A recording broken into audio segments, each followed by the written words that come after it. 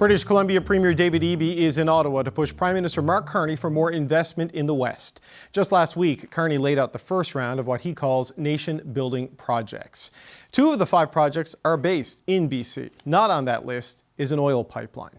Now, I spoke to the BC Premier earlier today on Parliament Hill, and while David Eby says there's no private push for a pipeline, Alberta Premier Danielle Smith hopes it could soon be on the Prime Minister's list. While the pipeline to Prince Rupert isn't on the list of projects to be fast-tracked yet, that can change soon.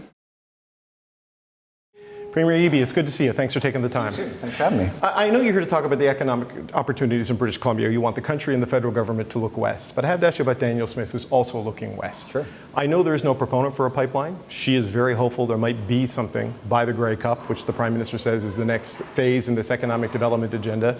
Is there anything that can happen in terms of a proponent coming forward and the federal government getting behind it that could change your mind on a pipeline to your coast?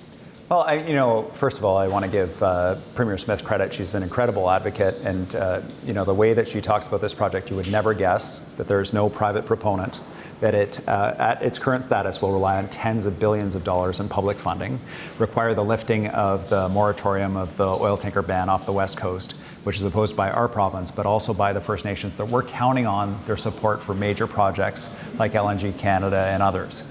From our perspective, let's focus on the projects where there are proponents, where they're ready to go shovels in the ground. And in that case, they should be looking just a little bit further west to British Columbia, just like I hope Connor McDavid is. But there's no proponent for the big wind project that Tim Houston is championing in Nova Scotia, but it is moving and has been endorsed as a concept by the federal government. So the pipeline has not been ruled out. The Prime Minister did tie it potentially to the carbon capture project that the Pathways Alliance is pitching. If those components fall into place, there's still the question of British Columbia's opposition to this. Are you set on this, or is your mind changeable? So, for us, we're working with the coastal First Nations on a whole array of real projects that represent tens of billions of dollars in productivity for the Canadian economy, for the British Columbia economy, support for the federal budget, support for our provincial budget, but more importantly for families, jobs that are going to support them in regions of the province where we desperately need it. That work that we're doing with coastal First Nations requires an environment of trust, and where are we going? So to put all of that at risk for a project that is unfunded would require, at best, tens of billions of dollars of public money, and to jeopardize what is tens of billions of dollars in private money that doesn't cost taxpayers anything, that actually brings in revenues, I don't get it. And so my message is very simple. Focus on shovel-ready projects, focus on projects that are in the environmental assessment process, focus on projects with private proponents. In that case, BC would be the whole list of major projects and more. That's the scale of opportunity we see right now in the province. Okay, of the 5 projects that were in the first tranche, to use the Prime Minister's word, 2 of them were in British Columbia, the LNG project and the Red Chris mine. These are going to require, when they move ahead, significant labor force and skilled workers at a time when we're launching an internal Build Canada initiative right across the country, but also tightening up on immigration. Yeah. How does the intersection of those issues affect the ability to get these projects moving? Yeah, there are specialist workers for these major projects that are required that have to come in. They travel around the world to do this work. We had a group of insulators that had to come in on LNG phase 1. But there is a wide spread of workers that can help us deliver these major projects if they get the training between now and shovels in the ground, or now in that stage of the project. So what we're doing is we're working with these major project proponents. We're saying, what's your schedule? What trades do you need? When do you need them? And then working with our post-secondary sector to make sure that we're training up the right people at the right time to be able to bring those on.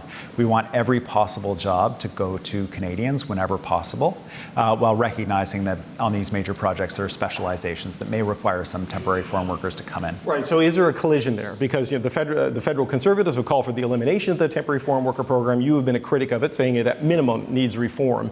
Can you launch an ambitious industrial development agenda while also curbing the inflows of non-Canadians into the economy? Well, I think that, when I think about these issues, they're quite distinct. When you have a specialized skill that's required to allow a project to go ahead that can't be found in the domestic market, that's one thing. But when you have Boston Pizza and Starbucks saying, we need to hire managers for our Lower Mainland locations, from the temporary foreign worker program. Like, that doesn't make any sense to me. But beyond that, the exploitation of the workers that we're seeing in the Lower Mainland, of workers that are tied to a particular employer, being paid less than minimum wage, being forced to rent from employers' accommodations, allegations. We had an MLA with allegations of sexual assault from a temporary foreign worker that worker felt couldn't come forward without jeopardizing her place in British Columbia. I brought a temporary foreign worker from our healthcare system, Harjinder, with me here to meet with the minister to talk about the fact that she's facing deportation, and we desperately need her as a worker in our healthcare system. We can't offer her a permanent place because our ability to offer that has been cut back by the federal government. So when you put this all together, it's just not working, and so that's the conversation we need to have. So is it eliminate the temporary foreign worker program, as Pierre Poilievre says, or aggressively reform it, which is what it sounds like you're talking about? Because there are parts of the country where they might need a temporary foreign worker to be a fast food manager. You know, in remote and rural and northern places, sometimes you do see that labor market gap, but maybe not in the Lower Mainland. So what specifically do you want to see done there? Yeah, I think significant reform or replacement of the program, but first we have to acknowledge that there's an issue, and I'm not convinced yet that the minister yet sees that there is a very serious issue that needs to be addressed there. We had a good, frank conversation about some of the challenges in the program. I think there's an understanding on her part of the need to address some numbers and that kind of thing. But in terms of the exploitation that we're seeing, the abuse of the program, I think we're going to have to provide her with specific examples to get her to that place. I'm glad for the steps the Prime Minister has taken to date on immigration generally, just to get a handle on the program. But in terms of what we're seeing from frontline workers in British Columbia, their concerns about exploitation and how the system's working, we do need to do better, and I think we can. Is that a question of design, or is that a question of enforcement when you talk about the exploitation and the abuse that you're concerned about? Both. You know, I can't say that any of these employers are necessarily doing anything wrong in terms of accessing the program to hire restaurant workers in highly populated urban areas of British Columbia. They may be using the program as intended. I'm not sure. But what I can say is that with absolute certainty, there are workers that are being exploited. There does need to be increased enforcement, absolutely. But more broadly, we need to have a conversation with the federal government about the immigration system to make sure it's working as intended to benefit all British Columbians and Canadians, and all the people we're inviting from around the world to come join us here, who have made our country so strong and our province so strong over the years. Harjinder, the health worker that came here with you, are you unable to offer them permanent residency and citizenship because of the temporary foreign worker program, or because of the cuts to provincial nominee programs? Because I know this has been a concern by a lot of provinces to identify specific skill gaps in their local economy and try to get people to come to fill those gaps. Is that where this particular person falls in? That's right. So there is this stream that allows us as a province to offer people citizenship, called the Provincial Nominee Program, as you say. That number was cut almost in half by the previous minister, and so as a result, we're not able to offer Harjinder citizenship to stay in the province, along with 800 other healthcare workers. We had a childcare center close on the Sunshine Coast because those workers weren't able to access citizenship. Like, we can't have that happen. We need to keep those workers to keep growing our economy and support our province. That's what's always worked for us. But instead, we have a program where we're seeing exploitation, workers we need being returned home. We just need to do better. Your pitch to the Prime Minister to look to British Columbia, to look west for the economic development agenda that his government hopes to launch, your pitch to the private sector to do that. Can they count on British Columbia to financially support any of these initiatives? Your deficit's quite large, over $11 billion in the latest fiscal update, double what we saw during the pandemic. Are you in a position as a government to play a meaningful role on incentivizing people to do the big projects in your province? Yeah, well, you know, our budget's under pressure. Budgets of governments across Canada and the federal budget are under pressure.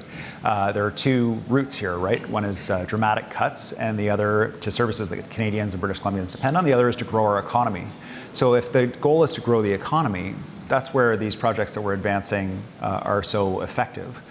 They create tax revenues. They don't cost money to deliver. They create that prosperity, those jobs for families who then pay taxes to support provincial and federal budgets.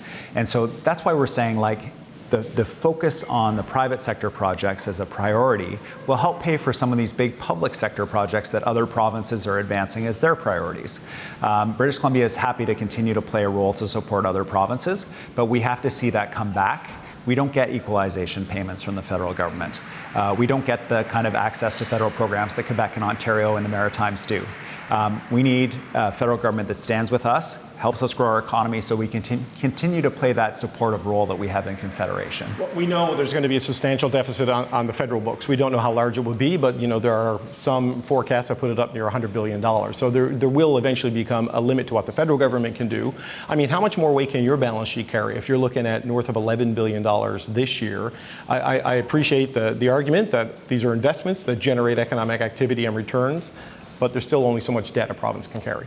Yeah, I mean, and that's why we're promoting and encouraging the federal government to put the lens of promoting these private sector projects. So when we look for support from the federal government on, let's say, the Northwest corridor where there's 11 mines proposed, Red Chris is on the list, it's one of those mines. We're talking about $50 billion that's on the line there in terms of revenue that's going to come into the province and support federal and provincial tax revenues to provide those frontline services, not even to talk about the jobs for all the families that are going to be created by that. And that's what I'm talking about. And so, when we want a strong federal partner, it's not always a capital contribution to a project. It's also sometimes assisting us in resolving an issue with a First Nation, legislative reform at the federal level on a particular issue, a particular federal permit that we need to be addressed. We need that concentration, that focus of the major project office on British Columbia projects because this is where the opportunity is. Okay, a last question, Premier, because I know you have meetings you need to get to. These projects, the two in British Columbia, at different stages of advancement, but this industrial big project agenda is a multi-year project. We've seen economic contraction across the country, likely going to see more. I mean, do you believe the country is, without question, headed into a recession for a number of factors, including what the president is doing? And what do the first ministers need to do to navigate that in the short term as pain gets more acute for people? Well, I can tell you what's happening in BC, what I see. And we're under huge pressure from what the president's doing, particularly in relation to the softwood lumber industry, both from provincial budgets and the contribution that softwood lumber has played over many years, helping pay for public programs in the province, but also in terms of communities that are dependent on a mill that's facing the potential of shutdown. The pressure is significant. My hope with the Prime Minister, with Don LeBlanc, is that they're going to be able to reach agreements with the United States on some of these issues. Very grateful for the support that we've seen for the sector. But when you're facing that kind of pressure on major sectors, for us it's softwood lumber, for Ontario it's auto, for Saskatchewan it's canola, it does have a major economic impact. And so what we have to do is pivot as quickly as possible to other markets, knowing that it's really difficult to replace that American market. And we're keen to play a role in doing that. In fact, those are the projects we're bringing forward for the federal government. Premier David Eby, always appreciate the time. Thanks, sir. Thanks, David. Appreciate it.